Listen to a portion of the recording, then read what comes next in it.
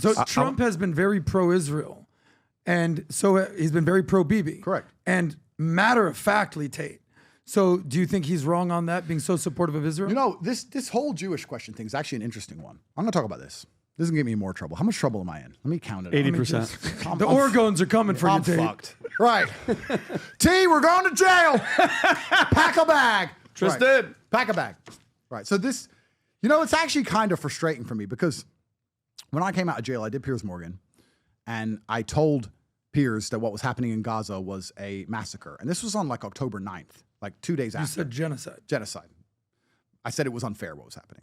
This was before it became like widespread. This was only a couple days after. And I was told not to say that.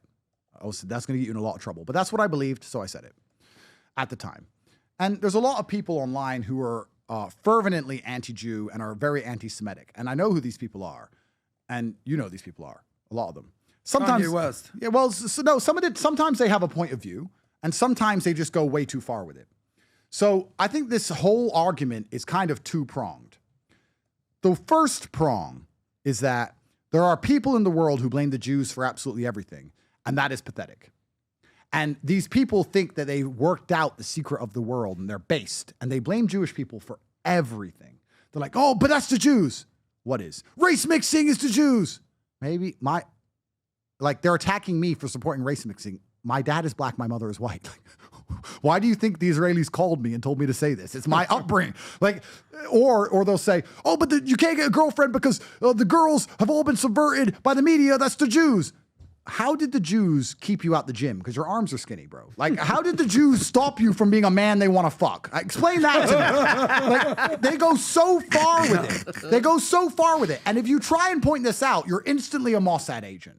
Even I get this. After defending Palestine and risking my life, because they could have locked me back up and I was told not to, they're still not happy with me because I don't go far enough with blaming the rain on the Jews. It rained outside, you didn't have an umbrella, the Jews did it. So there's the psycho side of it. Mm-hmm. But as a rational person who likes to see both sides of the argument, I would also argue it is interesting that it seems the only influence over the American government that we're not scared about or we don't measure is the Israeli influence of the American government. It seems they do have some control over the American government. They do lobby heavily, and nobody talks about it in a negative way. Whereas if the Chinese do it or the Russian do it, there seems to be a big problem. It doesn't seem to be measured when Israel does it, and nobody seems to be concerned by it. Now, whether that's a good or bad thing, you can get someone on more qualified than me to discuss. There's people more qualified than me.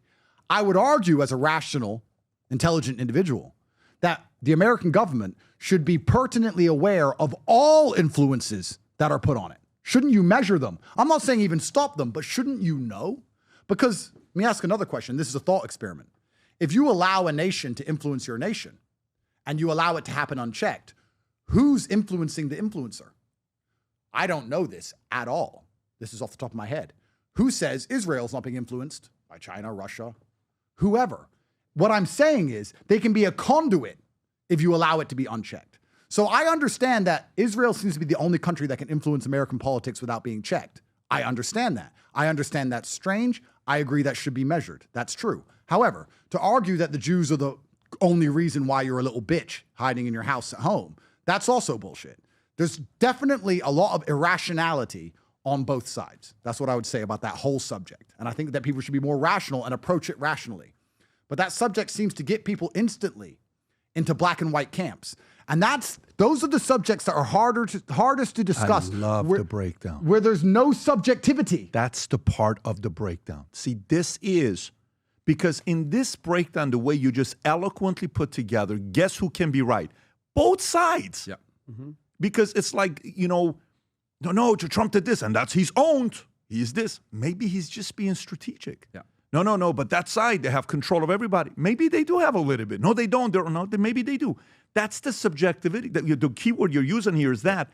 We have to be able to do that more often. It was broken down so well the way you just did it right now. I don't mean to interrupt you. I just was really... Thank you. But this is the interesting part because there are certain subjects where it is instantly snapping to black and white camps. Right. And those are the problems that never get fixed. Those are the problems that never get fixed. There has to be subjectivity and discussion in all things. And both sides can have a point. And it has to be discussed at large. So it's actually, I would make this point actually, for the people who are truly fearful of Israel and truly fearful of Jewish influence, you hinder yourselves by not being open to rational conversations, by not being invited on speaking podcasts, by not being open to ideas, because you don't accept that not every single thing on the planet is the Jews. If you want to be reasonable and responsible and have interesting and open conversations, you'll get a lot further. But when you put up this wall of every single thing is Jews, every single thing they've ever done, every single thing, you're just going to destroy destroy your own movement. Because when a half-black Muslim who defended Palestine, is being accused of being a Mossad agent, you may have gone too far. Perhaps. Guys, maybe you've gone a bit far.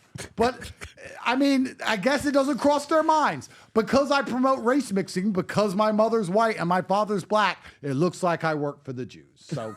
what can you do? Well, Tate, you're hired. Don't worry. I'll get you. I was about to get you a discount. I'm going to get you a 10% discount. Get the yarmulke. I got you. Get the yarmulke in here right now. Buy one, get one. We'll bring Tristan in. I was about to say, if I was hired, where's my fucking money? Save that money, Tate. Save that money. Because they ain't paid on yet. And, you know, but we're going to get you another Protect Philippe. But, you know. With the diamonds. You know, it truly is interesting. How many people cannot have a rational conversation ever? Because I am perfectly capable of arguing against every point I argue for. I'm perfectly capable of it. So what you're supposed to do. That's You're the playing reason chess of against yourself. reason should do that. Absolutely. But these people are incapable of having rational, subjective conversations ever. And that is why we end up in the positions we end up in. Nowadays, more than ever, the brand you wear reflects and represents who you are. So for us, if you wear a Future Looks Bright hat or a Valuetainment gear, you're telling the world, I'm optimistic. I'm excited about what's going to be happening, but you're a free thinker. You question things. You like debate. And by the way, last year, 120,000 people got a piece of Future Looks Bright gear with Valuetainment. We have so many new things. The cufflinks are here. New Future Looks Bright. This is my favorite, the green one. Just yesterday, somebody placed an order for 100 of these. If you watch the PBD podcast, you got a bunch to choose from. White ones, black ones.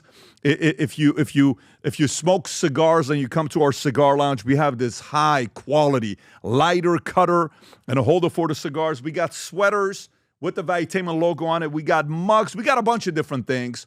But if you believe the future looks bright, if you follow our content and what we represent with Valuetainment, with PBD Podcast, go to vtmerch.com. And by the way, if you order right now, there's going to be a special VT gift inside just for you. So again, go to vtmerch.com, place your order, tell the world that you believe the future looks bright. If you enjoyed this video, you want to watch more videos like this, click here. And if you want to watch the entire podcast, click here.